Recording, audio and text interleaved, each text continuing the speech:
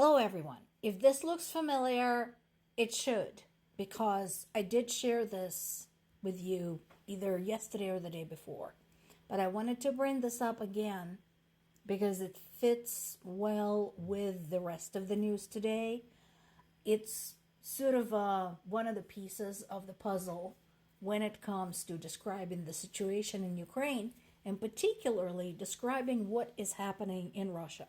So there is a reason I'm sharing this piece again. So we're talking about the status of the Kursk offensive. Now, there is some contradiction as to what is actually going on. Because on one hand, we have reports from the ground of Ukrainian military gaining more territory and taking more POWs. But on the other hand, we have information from the Russian government and Russian media where they're saying, no, we have taken back some. And we are making progress, basically kicking Ukrainians out. The problem with this for the Russian side is that, as I mentioned before, there is no confirmation. We cannot find any source as of right now. So it's been a couple of days since the statement was made, and we still cannot find any source that confirms that Russians indeed have gained ground. At the same time, adding to the contradiction is the evacuation order for the villages close to the border in the Kursk region. This was yesterday. So, if you are gaining ground and if you are winning, why are you evacuating? Curious. So that is still going on.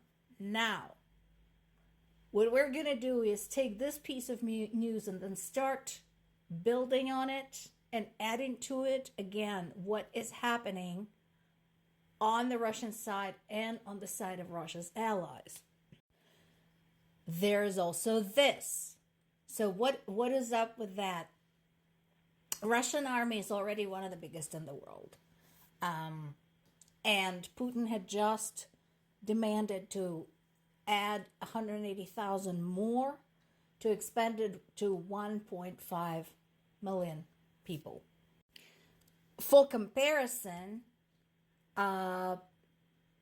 U.S. Army land warfare has over 450,000 active duty, over 325,000 National Guard, almost 177,000 Army Reserve, with a total of just over 1 million total uniformed personnel. And this is as of July 31st, 2023.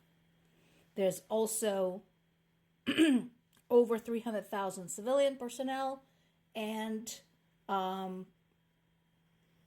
over 4,400 crewed aircraft. Okay? So that gives you the idea. So Putin wants more people. What does that mean for his country, though? Because that is the question that a lot of politicians, economists, and historians are asking.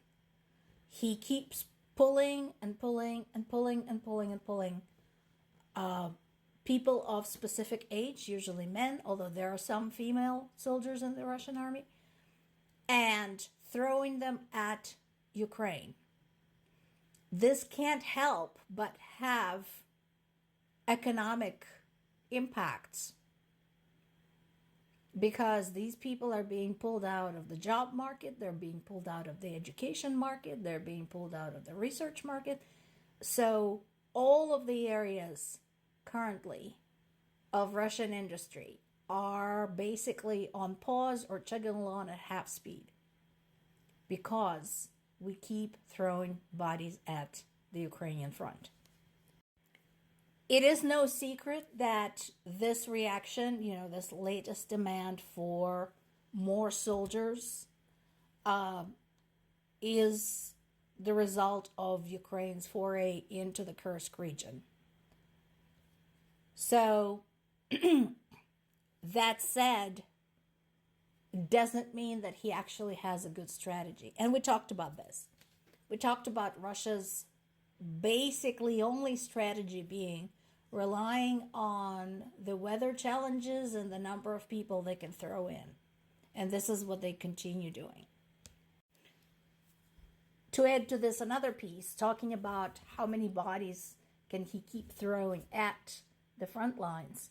The number of soldiers and civilians total who died or were injured in this war over the last 2.5 years had now reached 1 million people.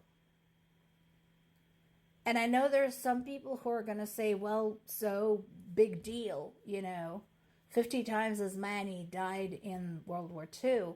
Is that what you want? You want to drive the number of casualties to tens of millions of people before you're going to start caring? Because I assure you, to the families, friends of those million, this matters.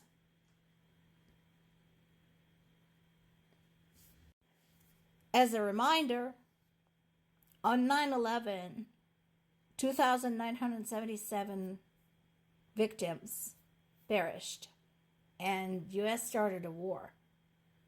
So, and here we are, 1 million. I have been asked why it would be so bad if some of Ukrainian territories went to Russia. Would it be so terrible? First of all, I'd like to refer you to the history of pretty much anything that Russia had invaded at any point in its history and how it treated people living in those areas and what happened to those areas. Poland is a really good example. Finland, Baltic states, Ukraine can all tell you stories. And here we are, Belarus, which, like Ukraine, had split off from the Soviet Union around the same time and briefly found its independence and its own identity, including making Belarusian language their state language, is now reverting to the Soviet ways because classes in Belarusian schools are no longer taught in their language. They're taught in Russian. And officially, Belarus is not even part of Russia. It's considered its own independent country. But being ruled by a pro-Putin dictator did that. Now imagine if this is accompanied by invading hordes hell-bent on discrimination, nationalism, looting, doing pretty much whatever the heck they want. This story continues developing, and this headline doesn't surprise me at all. I already knew that Ukrainian people would do that. They don't want any crazies speaking for them because they understand their reputation is on the line. Also, not surprisingly, Russian media had already picked this up and run with it. If you look at the stuff I highlighted over there, they're already doing, what they do best, blaming people who had nothing to do with this. So, again, zero surprise there. Unfortunately, there will be people who will believe this. The last but not the least, so this conversation still continues. And while this is not a bad sentiment on the surface, and it does give some wiggle room to some of Ukraine's allies, I would like to refer Chief Stoltenberg to what Germany's Scholz said just recently, when he said he's not going to give Ukraine permission to use long-range weapons against Russia until the other allies do the same. And so they just keep going in circles and pointing at one another, while in Ukraine, people continue to die.